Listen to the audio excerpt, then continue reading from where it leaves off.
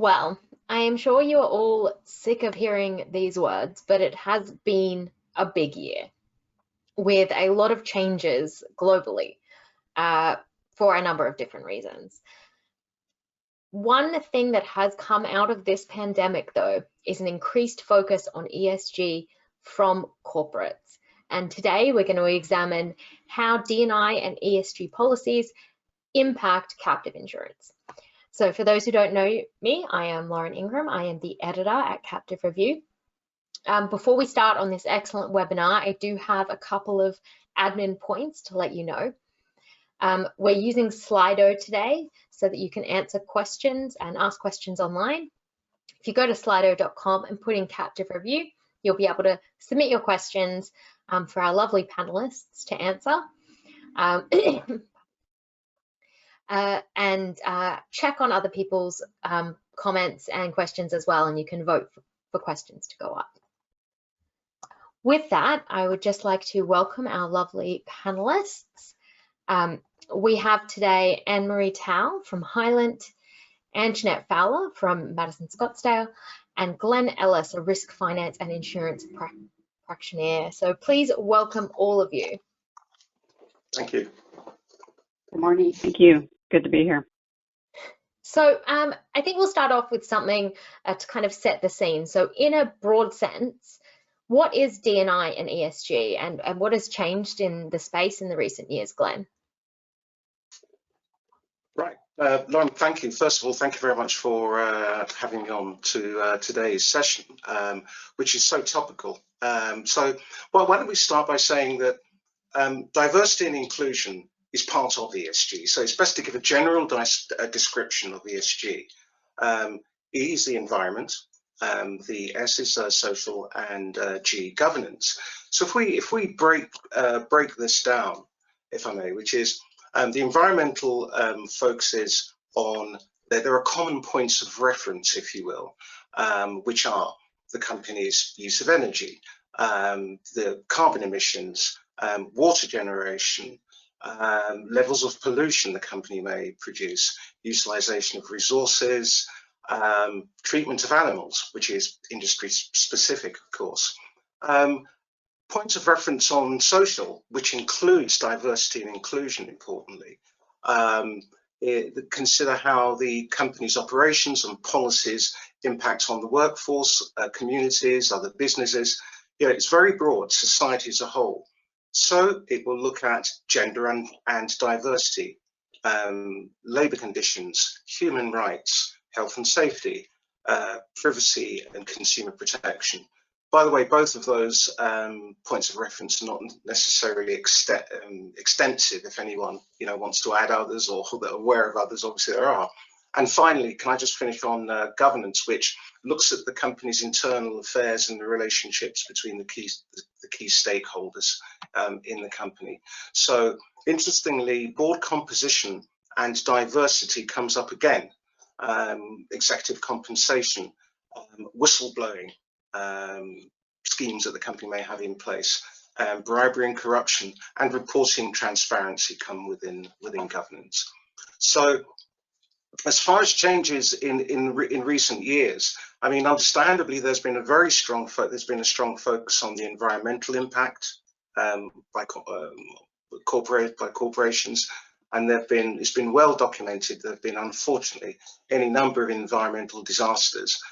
Some of them have been black swans. Others are questionable whether they are, and whether more could have been done. Diversity and inclusion as part of social within ESG, and this isn't ignoring, for instance, the seismic impacts of Me Too, #MeToo rather, and #Black Lives Matter.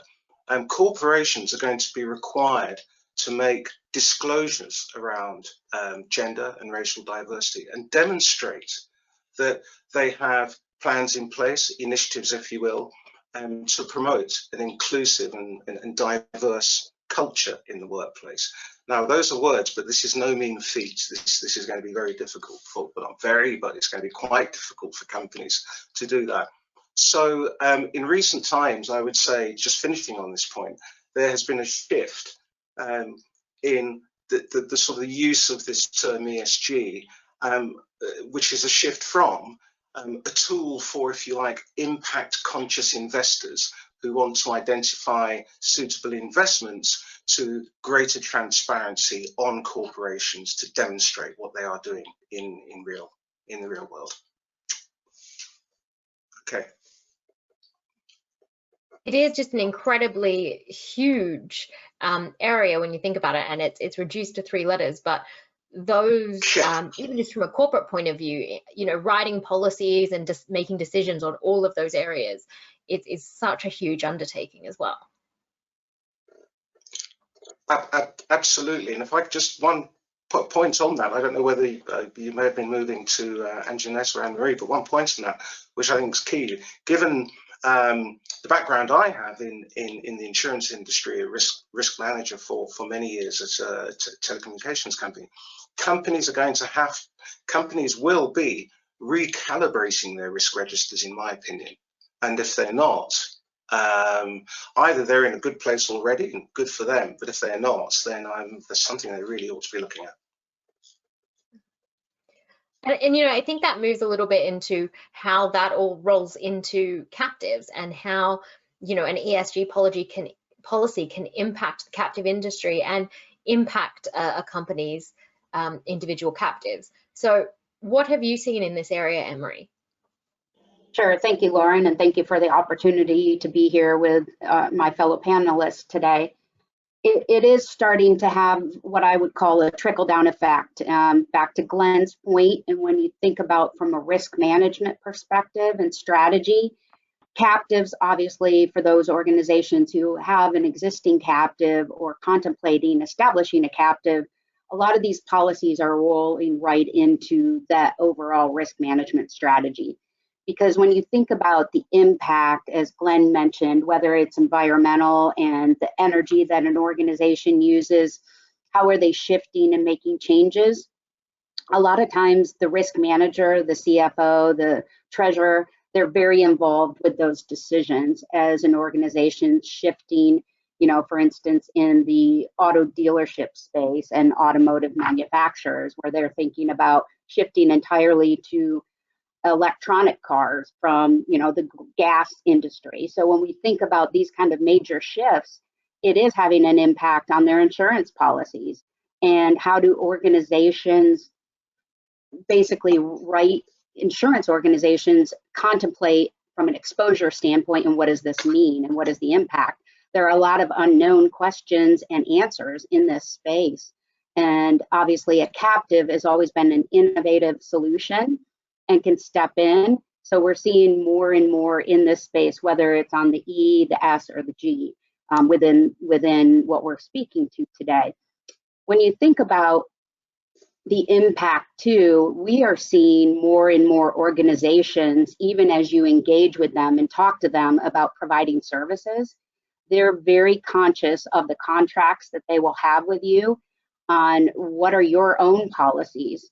You know, if I'm working on behalf of my organization here at Hylant, and I'm working with a risk retention group or a single parent captive, they want to know and understand what are our policies and how are we treating our employees? What's our social governance? What's our diversity and inclusion policies? So I think there's a trickle down effect that will continue to happen within the wider captive industry about the contracts and the relationships you have as a service provider in this industry. And I think Anjanette will speak to this in a moment too. And then the other aspect is investments. So when you think about captives and can they invest in, you know, different types of funds, or even when they're looking at an acquisition per se, a captive can, you know, provide some cash from a surplus standpoint. And what is the directive from a board of directors perspective for the captive itself? So when you think about all of these types of aspects, it does have that rolling effect into the captive and even for board of directors. And what's the transparency? How are you making decisions on what the captive is writing? And is it aligned with your overall corporate policy? And of course, here in the United States with risk retention groups, which is a specific type of group captive, there is additional scrutiny and transparency around the investments, and I'm sure Anjanette will speak to this in a moment. But I think that with what's happening in the overall environment today, and even as a result of the pandemic, we're going to continue to see a shift and a little more focus, which I don't think is a bad thing, in my opinion. I think a lot of this has been coming for a long time, and I think the greater scrutiny and really emphasis, take it as an opportunity and not a threat, quite honestly. And I will say one last comment that I have related to overall captives. When we look around in our wider captive industry and thinking about the social aspect and diversity and inclusion, I think this is a prime opportunity for us to do some major recruitment and really look at diversifying our entire talent pool. And so I think there's a huge opportunity there from that aspect, Lauren. I mean, it's really interesting what you said about, pressure coming onto captive service providers as well as to what are you doing? Because, our policy is this and we want to align with companies that do the same. Because I know both, Anne-Marie and Anjanette are really active members with Seeker and Seekers Amplify Women. And like you said, this has been coming for a long time, and this is why there has been programs like this. But it is just a prime opportunity, and hopefully we'll see some of those more, diverse candidates come up, especially in entry level. Correct. Is that something you've seen as well, Anjanette? I know you've seen a lot in the investment side, but have you seen companies saying, we want to know what your policies are, we want to know what your gender or diverse makeup is? I would say we're on the front end of that. I think, unfortunately, oftentimes these kind of big issues are the tail wagging the dog, right? It's going to be coming from the regulatory side more often than not. And we're already, as Anne-Marie mentioned, we're seeing that coming through, particularly in the RRG space, where they do have regulatory filings. The transparency is quite high there. You are seeing that play through. And I think it really boils down to this kind of tug of war between your organization's internal conviction versus external pressure on these issues, right? You've got to make this decision. And if you're not going to, Glenn referenced this, you're going to be in a position where you have to. And you don't want to be kind of that last person on the boat, finally incorporating a policy. But we are starting to see inklings of this, but I would say more often than not, it's driven in response to a regulatory inquiry. On the environmental side, this goes back as far, I think it's probably been 5 to 8 years ago, where state of California were requiring fossil fuel disclosures as it related to your investments, and literally forcing organizations to take risk-based capital charges if they didn't divest of those holdings. That's the power of regulation in this issue. The E in ESG has led the way, but I think particularly over the last couple of years, you've seen the S and G become more important, and the social justice issues and unfortunate experiences we've had this past year, I think are going to bring that to center stage as much as and have, as you have the environmental. Europe has led the way as it relates to regulatory and bringing that full-blown down into the investment policy aspect and investment strategy. The U.S. is coming along. We're starting to see regulations from an investment manager perspective, directives from the SEC that, hey, we're going to be looking at your organization's policy on this front. And how do you incorporate that into your process and investment strategy development and your own organization in terms of policy. But I do think it's a little more problematic on the captive side. The traditional market entities, there's more transparency there, and there's more regulatory drivers. On the captive side, I think you'll see it more often than not, as Anne-Marie alluded to, on the RRG side. But when you have a pure captive that has a parent company that maybe is publicly traded, that is going to trickle down into the captive as well. But we are seeing, from the governance perspective, a heightened awareness at the board level, captive or traditional, of the fiduciary responsibilities, not just as it relates to the risk in your portfolio, but these social issues, and they are starting to come into play into strategy development. I mean, we're seeing a big move in the issuance of green bonds that inherently build in these issues into the investment vehicle itself. So it's a big issue, and it's something that people are starting to vote with their dollars. And in the captive space, I think it's a little bit different unless you have a group captive. But we have a culture now that is going to force this issue, and it's this cancel culture. They're going to be voting with their dollars, and I think boards and management of captives have an awareness of that, and how that plays through in their captive offerings is really critically important. And probably the quickest way that they can employ some of these issues is through their investment portfolio, and to really dramatically demonstrate that they have embraced this issue. They're literally putting their money where their mouth is as it relates to ESG.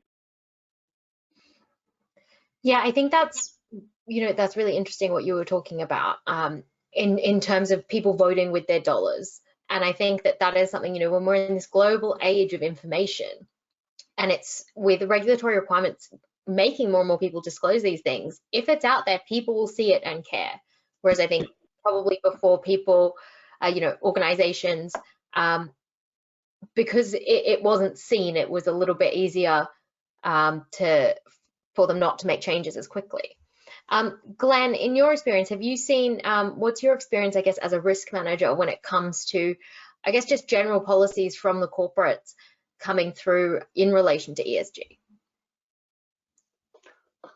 Well, we're almost, I think it goes to the point I made in the beginning of ESG, I think has been seen as a framework that's there to perhaps please the more conscious and the more ethically aware investors. But what I've seen evidence of, and these are well documented in reports by various professional consultancies and accountants, is that companies are now putting together an ESG policy that forms part of their annual reporting.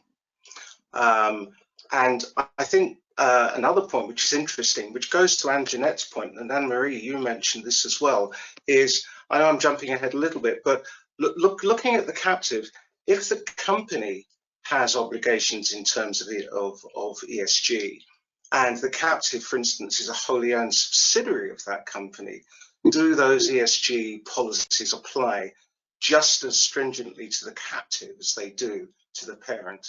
And that's a thought process that companies will have to really get their minds around and understand how they're going to tackle it. But yes, that's what I've seen more and more is in actual policy. And in fact, I'm involved on a couple of projects at the moment independently, looking at some of these ESG policies and the commonality between those policies, and if there is a common framework. Who knows? Perhaps the Risk Management Association, whilst they won't be giving advice, might be giving some guidance in this area. I mean, that is a good point you make as well, though, that there isn't current policies. Apologies if I just interrupted someone. No, I was just going to add to Glenn's comment, Lauren. I mean, this is such a powerful issue. I mean, if we look at, even in this past week, activist investors have forced their way onto ExxonMobil's board to force these policies to come into play. And you think about the power of that and how that can dramatically impact the nature of your organization and the direction that it's going. And I think from an investment perspective, it's no longer about the fundamentals of the return potential of this organization. It's about how are you impacting society? How are you impacting the environment? And do you have policies within your organization, to Glenn's point, that address that?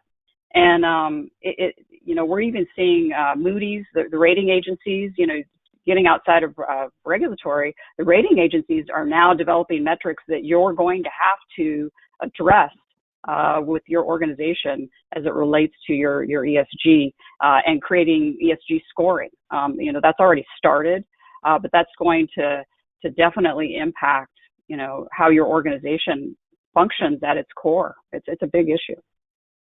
Yeah, I think, Lauren, oh, sorry, I was just going to add a comment, thinking about captives and bringing it all together. Back to my comment earlier, captives are very innovative. So when we think about, we're at that leading edge, I think, with this ESG, and to your point, Anjanette, of, okay, we need to have not hostile takeovers on boards, but there's going to be more and more action that we're going to see. And I think captives can very much align with their corporate boards, their corporate philosophy, but also when we look at group captives, risk retention groups, different structures, cell, single parent, all of these can be the front runner, quite honestly, in leading a lot of these initiatives and efforts. And being able to align strategically when you think about the ESG, and especially I think even more so on the S&G, to Anjanette's point, the environmental piece, there's a lot of shifting and has been, I think, over the last 10, 20 years. And how do we use energy? What's most efficient? And I think that will continue. But I think the social aspect and the governance is really going to be important. And I think the captive, back to your point about Sika's initiatives with Amplify Women, Next Gen, I think a lot of people are really invested in this. And I think, in my opinion, because I'm a Gen Xer, our generation and then the millennials, the Generation Z, they're extremely passionate about this. And they're going to be raising their hand. They're going to be really getting involved in these initiatives because it's kind of inbred to them, and it's very, very important. I completely agree. Like you said, it's as time comes on, more and more people are being more and more outspoken for the benefit of everyone. One thing I was curious about, Anjanette, that I was going to come back to was you were talking about the ratings agencies. What kind of things are they assessing when it comes to ESG policies, as an example? Well, I mean, the most obvious and simple thing is as an organization, if you're a manufacturer, how are you impacting the environment? It's the more esoteric things, these social issues, where I think that's where companies are really, Anne Marie has just touched on it, making sure that you are creating a diverse collective employment base, and that you're providing those opportunities across the social spectrum, not just gender. And you're going to have to be able to demonstrate that in your statistics, particularly if you're a publicly traded company. I will say, as an investment organization, we do have an ESG strategy in place. We've had it in place for, I would say, at least 10 years. But it's only been the last 2 that you've really seen a keen interest and question from clients and potential clients about the integration of this into the investment strategy itself. They know that this is something, management and boards know that this is something that's coming down from a governance and fiduciary responsibility perspective. But those, the social and the governance is really demonstrating, what are the mechanisms and what's the process by which you are managing, addressing, overseeing these other issues. That to me is not necessarily easy, but it's probably the most the quickest way that they can to get from point A to point B. Now you've got to put that into action, and I think that's the difficult part. And that's where initiatives like Sika's Amplify Women are trying to help support captives. Some captives they don't have the internal structure. It's mostly outsourced to service providers or at the parent company level. The captive is there for, in their eyes, a different reason. And so we're trying to bring some of these supports and tools up through organizations such as Sika and Amplify Women and Next Gen to address some of these issues. But it's a big deal, and we certainly have a long way to go. One of the things, and this is, I guess, more of a question for Anne Marie and Glenn, that I've been pondering as we've been talking about, this particular big issue is, are you guys seeing on the reinsurance side ESG driving reinsurance? Because that's also another, you think about rating agencies, but when you've got counterparty risk amongst these entities, how is that playing through? Because it's certainly playing through in a big way in the investment side. Right. Go ahead, Glenn. Sure, I'll take this first. Not that I've seen a lot of activity, but if we remember, reinsurance, it used to be, well, what was the rating of your reinsurer? Let's just take a step back, actually. Let's look at just a straightforward fronting arrangement for a captive, and that captive will, there'll be any number of reinsurers for the captive, and it used to be rating, but I can see this developing to, well, actually there are reinsurers out there that ethically we may not want on our panel as a company, and actually the captive and the captive managers may have issues with particular reinsurers for whatever reason.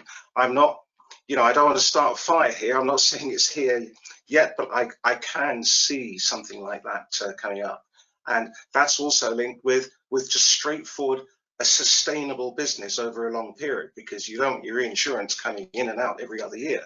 So that would be my point. Right, and I think just adding on to Glenn's point, I think this is an area that will continue to grow.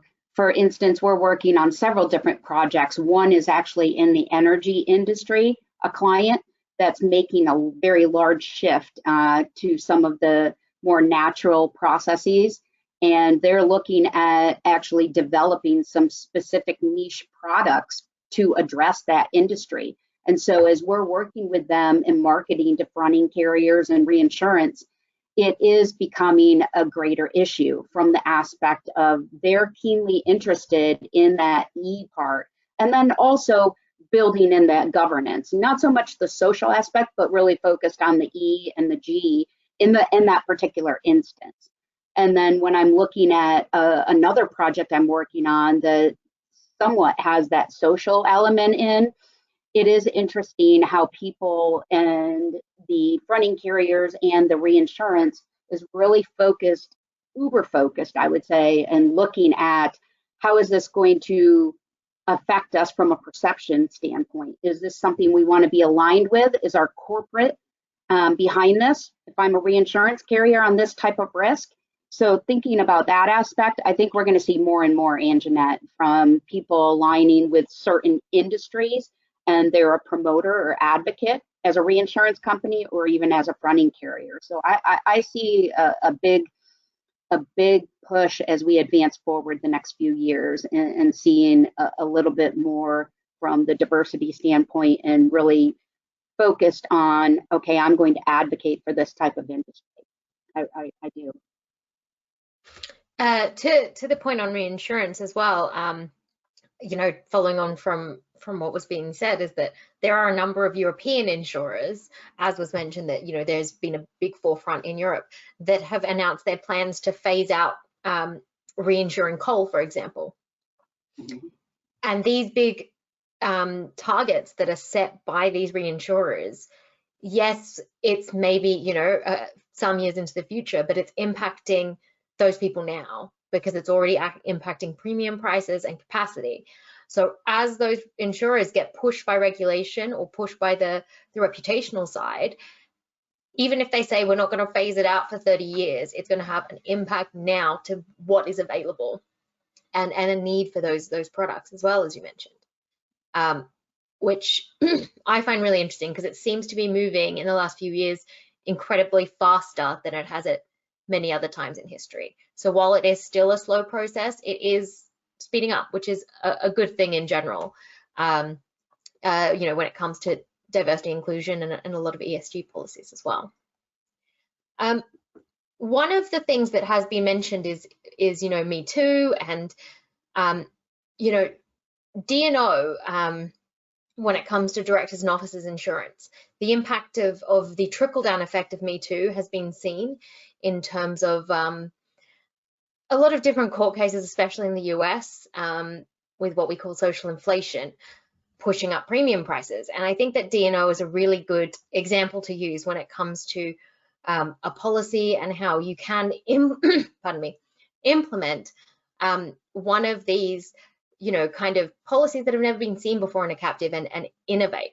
So how are organizations structuring D&O in a captive, and what are the additional considerations, Anne-Marie? Sure. Great question, Lauren, because this is an extremely hot topic, as we all know right now. Glenn, as a risk manager, is probably well familiar with the large increases on the D&O coverage, whether you're a publicly traded company or you're purchasing it as a private company as well. The increases are pretty enormous, and part of it is a result of the court cases, the large verdicts, and what's happening in the overall marketplace right now. So when we think about utilizing a captive for D&O coverage, typically what we're seeing right now, we're getting, I know, a lot of questions, and I've talked to a lot of different regulators in the industry. They're receiving a lot of questions, and could we cover some of this risk in our captive?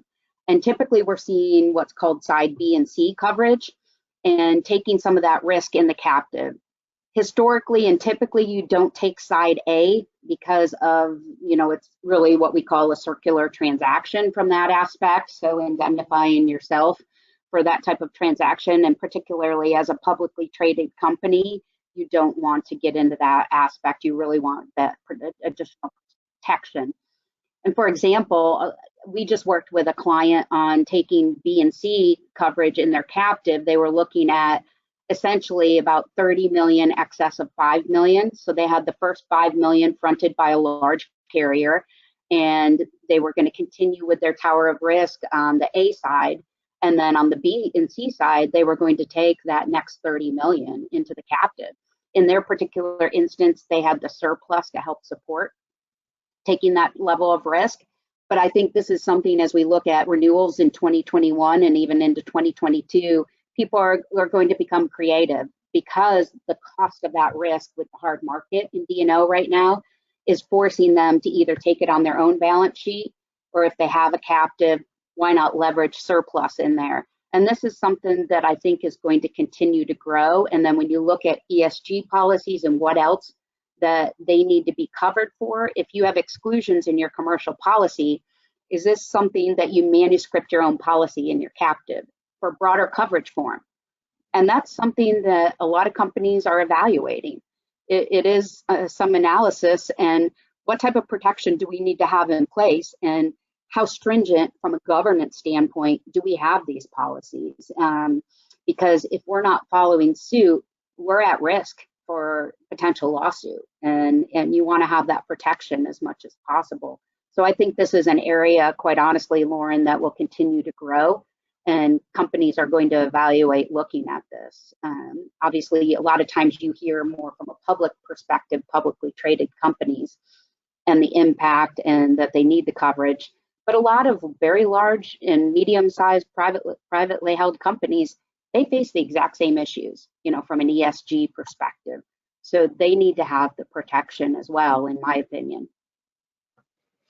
And are you seeing a lot of companies that are, I guess, looking at a captive because they've come across a D&O risk or come across one of these risks that have started to increase in premium massively, and that sole policy, they may have other risks they can incorporate, but that policy is what has brought them to captives?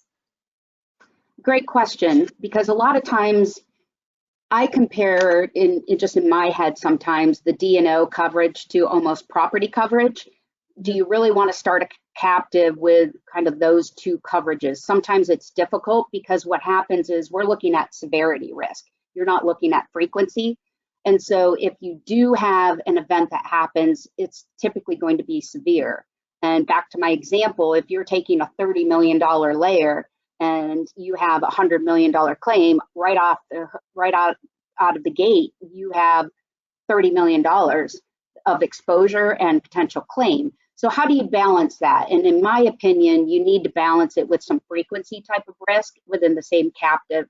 So you know, we've had a lot of questions on, do we start it? Is D&O the driver? It could be a driver, but in my opinion, they really need to look at blending some of the risk to protect the captive itself, in my opinion. And same on the property side, because a lot of times you're looking at that catastrophic or severity.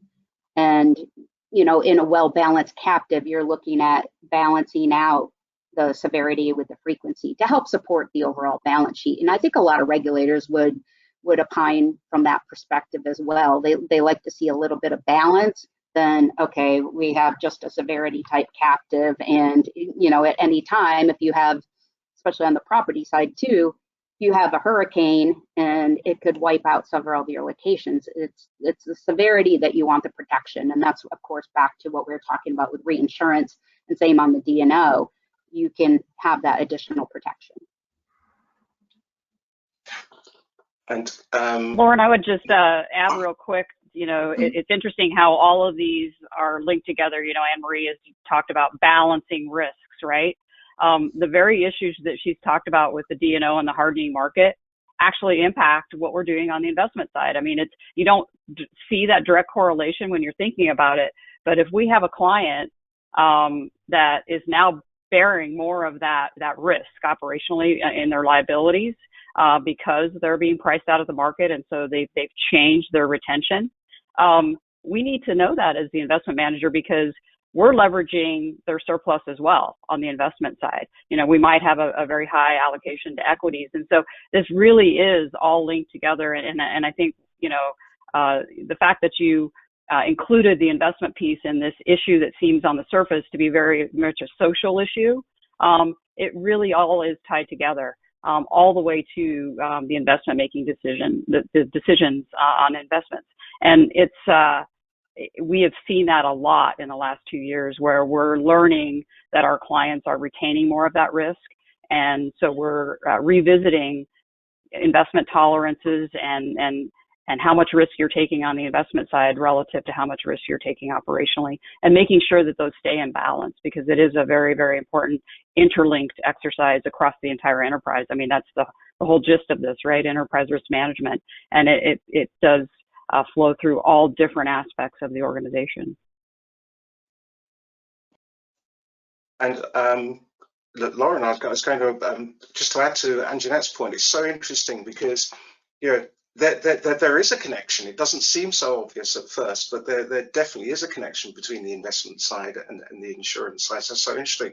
But I was also going to bring up a point that Anne Marie mentioned, which is, you know, if the captive is going to be involved in the D&O program, and the D&O program will have potentially ESG stroke D&I, either heads of cover or risks, it may well be that the captive itself, because it is aware of the parent's position on ESG and framework, that the captive is more comfortable with a wording and policy conditions that might actually go wider than the wording or conditions that the market is prepared at this point to give. So we may well have the position where actually the captive and its managers, etc., have a far better view on those ESG stroke D&I exposures than the market perception. So this should be seen as something positive, is what I'm saying, and it isn't something that should, you know, you should shy away from, so to speak. Yep. Well, yeah, exactly what Anne-Marie said. It's I think you know, especially everyone on this panel and a lot of people in the industry see it as an opportunity. That ESG is an opportunity to you know, create better policies, create a better industry, do so much more, and have, I guess, everyone on the same page almost about what we can do, which is why it is really great that it is, you know, happening a little bit more now. So we have a few questions that have come in, but I thought I would leave it to if you all want to make some final points before we move on to the question section. So Anne-Marie, is there anything else you wanted to add?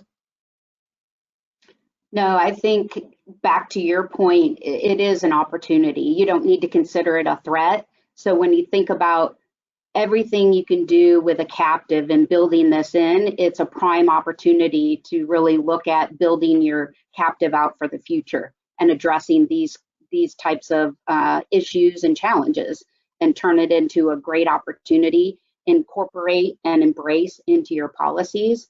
And I think a lot of captives will be successful by doing it. And Glenn, any final points you want to make before we move on to the questions? Sure, just a couple of things come to mind, which is I think that the mandatory reporting it's going to be it will be filtering through, and it will be showing what corporations are doing. Be it the way they sponsor D&I initiatives, be it reverse mentoring or what have you. I think we've not mentioned COVID yet, and I think the effects of COVID will still be reverberating economically for some time. So that will bring the winners and losers, so to speak, into focus. And maybe I'll throw one out there, which is for across the pond in the States, which is, will the Biden administration be perceived as moving fast enough with reforms to address inequality in the workplace? It's just a thought. Yeah, maybe for another webinar. Oh, I think we could all talk about that as well for a long time. So, right. Next. Okay. And Anjanette, any final thoughts when it comes to ESG and particularly captive investments? Just a couple. I mean, obviously it's the right thing to do. We all know that. But I think Glenn touched on this. You look at the studies and the numbers, and with our investment hats on, it's been demonstrated and shown that companies that embrace and fully employ an ESG policy perform better financially. Some of the numbers are 20% better. Those are meaningful material implications for your bottom line. But I think more importantly, it really boils down to the right thing to do. And I think if we look at the demographics, and Anne-Marie touched on the generational changes, I think it's just inherent in the up and coming generations that this is going to be how society operates. And, whether we like it or not, it's going to happen, and it's a good thing. And not only is it a good thing, but it can be financially beneficial for everyone if we do embrace it. So. No, I couldn't agree more. So, all right, so we have a few questions that have come through. I just wanted to remind everyone as well that please go to slido.com and put in captive review if you want to ask a question, and you can also quote and tick to if you like a question, so it'll go to the top. So it says, what can the captive industry do to improve its own ESG policies across? So I think it's just, what can the captive industry do to improve its own ESG policies? Obviously we touched on there are changes, but where can we improve them? Anne-Marie? Sure. No, I think when we're thinking about the captive industry, and when I look around all the different service providers, whether you're an investment advisor, a captive manager, a reinsurer, everybody that's contributing to this industry, I think if you don't currently have an ESG policy, you need to jump on the bandwagon. You're a little late, quite honestly. And I think most organizations out there probably do, or maybe employees aren't as aware. So I think it's raising the level of awareness. I think it's talking about it.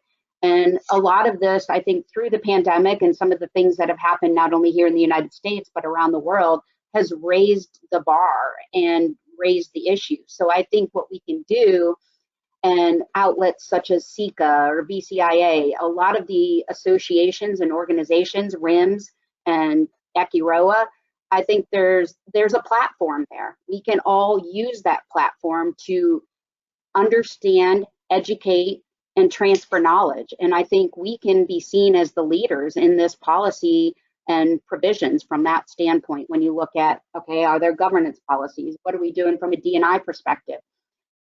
In my opinion, I think that's important, and we need to use our voice, and we need to educate people in the industry of how to do this. We've been leaders for a long time in the captive industry for being innovative. Why not tailor onto these ESG policies and say, we want to be the leader, and here's what we see as a captive service provider, as a captive owner, as a board member, whatever it may be. In my opinion, I think there's still areas for improvement. And I think as an industry, we can band together and establish and start those policies and best practices per se. I think that's important. And Glenn, do you have anything to add on to that? Anne-Marie, I thought it was very good and comprehensive in every area. I think maybe what the risk management community can do is, if you like, apply pressure from the other end that, look, we're aware of ESG, this is how we're treating it. Yes, our ESG policy is reflected within our captive, etc. Then perhaps they need to be having conversations with the captive managers. I'm not sure about going as far as the regulators. I'm just not sure at the moment, but certainly the risk managers can take a lead on this as well. And the next question we've got is definitely for you and Jeanette. What are the most common exclusions for investments in ESG policies? So what are you seeing not being invested in? Well, I think there's some obvious ones. I mean, even before ESG was the kind of the at the forefront of things, you know, we had investors that didn't want to incorporate any of what we call the SIN stocks or bonds into their portfolio strategies, and what that meant was any alcohol, tobacco, firearms. So we saw a lot of exclusions in that. You know, that certainly does fall under this umbrella now. And then I think over the last 10 years, a lot of the environmental. I think, you know, broadening it out to incorporate the S part of this equation is going to be a little more difficult in terms of how you incorporate that into your investment policy. I think we're on our way there. You've seen Larry Fink with BlackRock certainly basically draw a line in the sand and say, look, you know, we are going to start scoring our investments with ESG scores. We're not going to invest in your organization unless you provide transparency that shows how you're addressing this issue, and we're going to score your organization. So I think through you know, willful participation or through peer pressure of not wanting to be left behind, you're going to see organizations embrace this if they want access to capital in the investment markets. And so I think eventually, I don't see that in the next year, but maybe in the next couple of years, you'll see meaningful companies from an investment perspective that do have ESG scores, and that's when you could see captives incorporate that into their policy and say, hey, we're only going to invest in organizations that have a score of higher than X. But until we get that data fully integrated into the system, and there's a large enough data set to have a meaningful investment pool, if you will, I think that's still a little ways down the road. But you're already seeing some of the most basic ones, primarily on the environmental side, but also this alcohol, tobacco, firearms issues have been there for quite some time. I mean, I didn't know of the acronym, but as soon as you said it, it seemed very, I was like, oh, of course, you're not going to want to show that your business is investing in tobacco. That doesn't seem like the best idea. Yeah. Is there anything you'd like to comment on this one, Anne-Marie? On investments, or otherwise, I think there's a question that is quite about D&O that we'll bring to you next as well. Sure. No, I think Jeanette covered the issue. We can proceed to the next question. I know we're going to be limited on time. Yeah. So again, this is a question, and if you can't comment specifically, I understand. So it says, can you comment on Side A coverage in a group captive or RRG in particular with good governance? Can a group captive avoid the circular transaction issue of Side A D&O? Good question, and I think I have not seen this done before. Not saying that it hasn't been done, but I think where the issue lies, it's going to come back to the regulator in the domicile that the group captive or the risk retention group is established, because they may not have a comfort level with allowing this type of transaction, even if you have good governance and you're covering this. And I guess I can interpret this in a couple of different ways. Are you covering the parent company and this is a group captive with D&O, or is it you're covering the actual board members in this group captive or risk retention group? So I could interpret it one of two ways.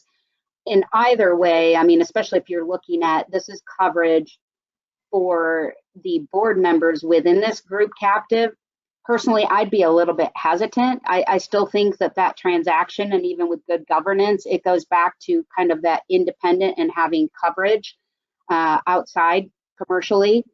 Personally, I think that that's kind of a best practice.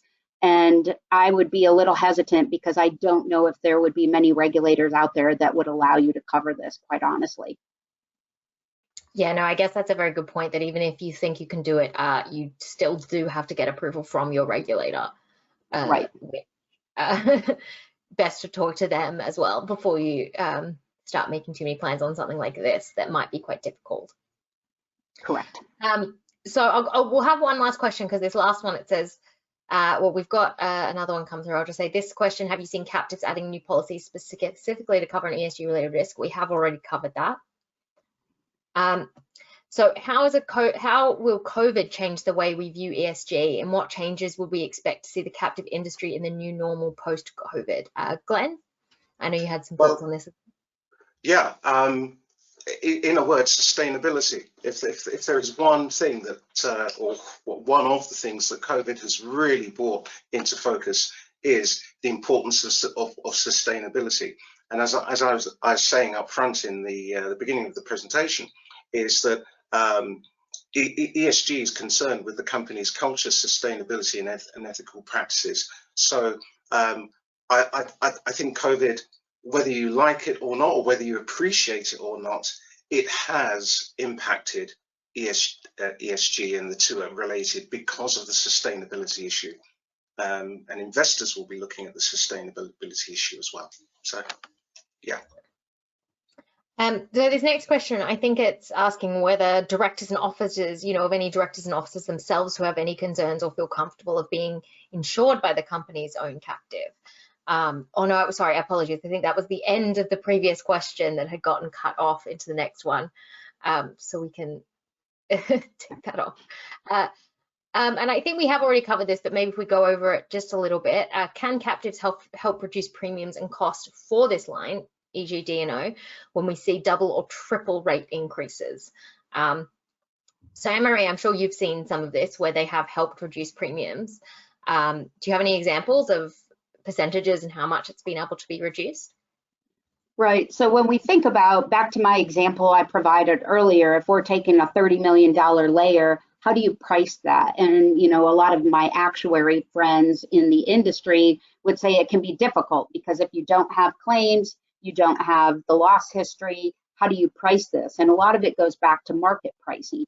And then typically from an actuarial speak, you look at the confidence level. Do we want to be on the higher end in funding, or do we want to be at an expected level?